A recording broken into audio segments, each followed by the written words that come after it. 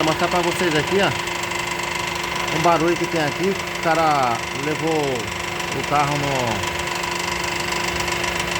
na oficina aí. Os caras condenaram o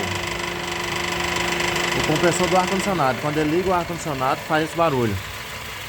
Olha o barulho aí, ó. Vai ligar o ar-condicionado, ó. Olha só o barulho do rolamento do ar-condicionado. O ar-condicionado tá ali, ó. O compressor tá aqui. O compressor tá aqui na frente.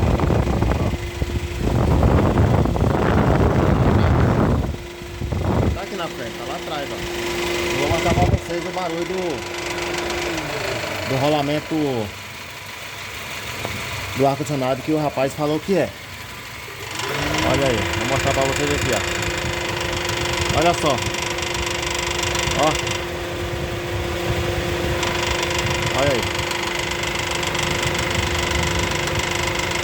Eita, mas é difícil com a mão só. Meu Deus do céu.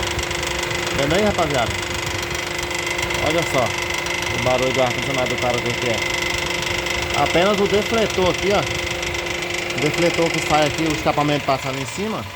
Ó. O escapamento passando em cima. Então, pra não derreter a coisa aqui, ó. Aí os caras colocaram essa proteção aqui, esse defletorzinho. E aí tá o defeito, ó. O parafuso tá folgado, você pega nele aqui, ó. Resolve o barulho do cara. Viu? É isso aí.